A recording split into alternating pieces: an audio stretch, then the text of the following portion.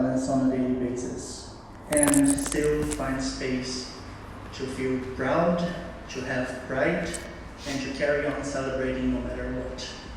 And I think that it is in this spirit that I'd like us to go on through this evening, right? Let's not give in into despair, let's not give in to horrible realities, but let's remind the work of all of us here and what we're trying to do in terms of peace, no matter how different understandings of peace we may have. And I think that on that note, without further ado, I'd like to invite our guest professor, Ahmet Sozen, to do our welcome speech. Thank you, everyone.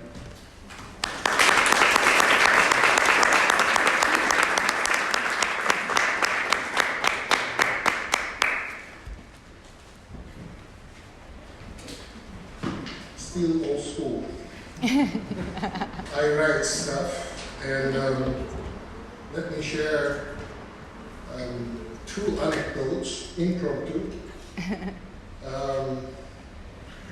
More than 30 years ago, I was a master's student, and in one of the courses, which was called The Making of the European Communities, not the European Union, by the way, so now you can get that I'm not that young. In that class, the professor asked that we should write a book review, and he said 6 pages. And I asked him very naively, 6 handwriting pages? And he says, what do you mean handwriting? Don't you know how to use any word processing machine? Well, I was coming from a developing country, and I was in Syracuse, upstate New York, so there was this thing that we started. The next thing was in another course. The professor told us that anytime you want to get in contact with me, best thing is to send me an email. And he asked, is there anybody in the class who doesn't have an email? I raised my hand, and I was the only one among the 25 people. And guess where I am now? So it doesn't matter how you start, where you start. I do know how to use word processing machines, but I still like the old school handwriting, which keeps the mind fresh, I think. Now, dear colleagues, dear students, and friends of the Unit for Peace and Conflict Studies, I'd like to first of all thank to the unit, specifically Rena and Andreas, who played an important role in nominating me for the guest professor. And my appreciation also goes to the board of the Innsbruck University, who selected me for the guest professor this year. Finally, I also thank and show my sincere appreciation to my colleagues at the unit who asked me to deliver the welcome address today in front of all of you. This is truly an enormous honor for me. Thanks also for allowing me to use my 2 latest, let's say, work publications in 2 courses that I taught. During my Cyprus in the wider Eastern Mediterranean course, I managed to also use the last thing that I used, that I wrote, which is called Conflict Resolution in Mediterranean, Energy as a Game Changer. And finally, part of the Ubuntu class, which was like 4 days. I see some familiar faces today that we had, where I managed to also talk about my latest publication, which came out this month, called Track to Diplomacy, the way out in the Eastern Mediterranean question, of course. In my longer than quarter-century long academic journey, where I attended probably dozens of ceremonies similar to this, I would say that the best speech is the short one. so I will try not to bore you with long and winded arguments. Today is a day of celebration and joy for your dear students. The graduating ones can be very proud of yourselves. You definitely earned this by completing a high quality and a unique program. I call this program unique for various different reasons. One being the CIMIC, which at least partly I was exposed to the idea, which is not the case in mainstream peace programs around the world. So in that sense, it's unique. And furthermore, the diverse area of expertise of the faculty members of this unit also makes this program, I think, unique. The graduating students, you just completed one stage and ready to set sail to another stage in your lives. The other continuing students, you are halfway through and you are halfway entitled to be proud. But joke aside, let me share with you a couple of my personal observations as to what kind of world we are currently living in. You need to chart your sails in a world which is in a very important power transition nowadays. I don't need to clarify it further, but there is a huge power shifts going on among what is known as the great powers. A world with the growing populist politics, where we see the failure of the liberal political elites in bridging the gap at home between the haves and have-nots, and also not being able to bridge the gap between the global south and the global north.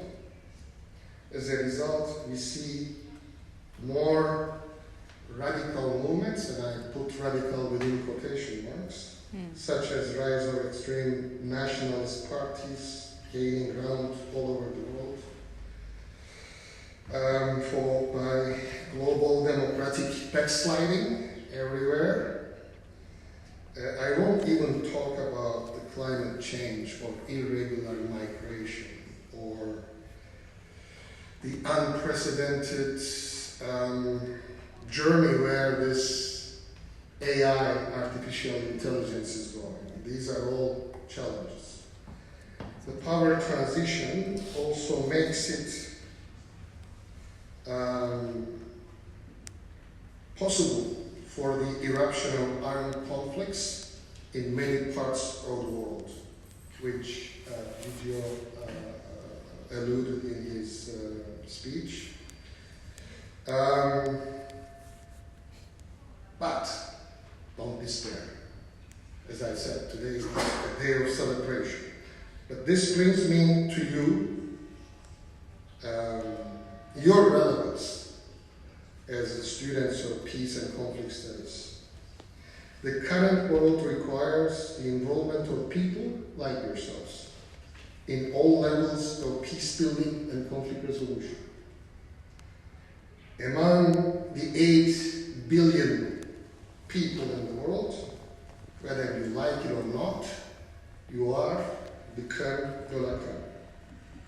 Your governments, international organizations, or non-governmental organizations need people educated like you. Hence, don't shy away.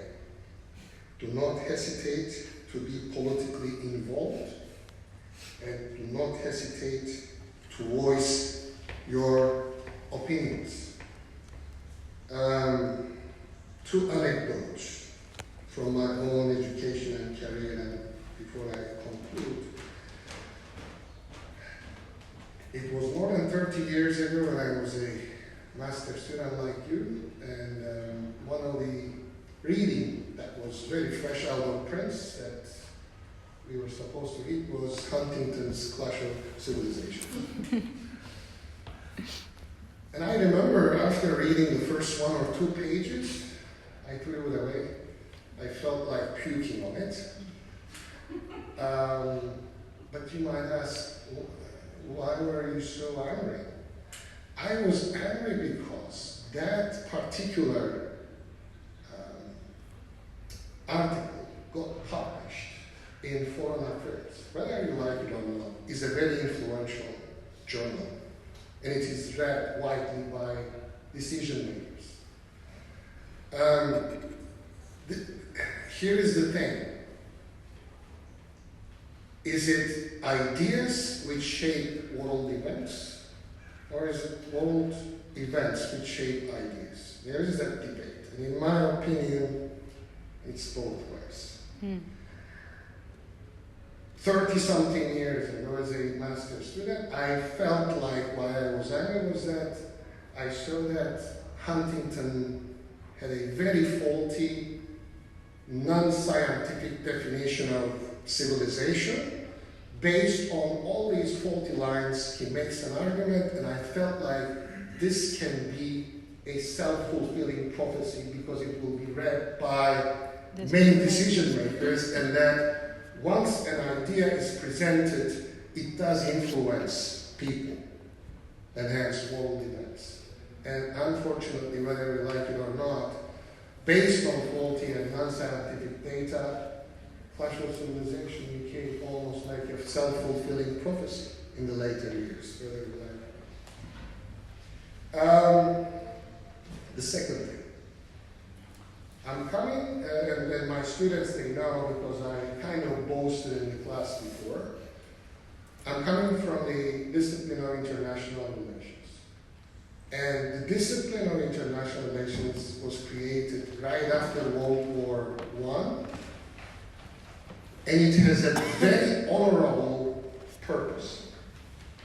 You might say, well, wasn't there international relations before World War I? Yes, there were, but they were called diplomatic studies.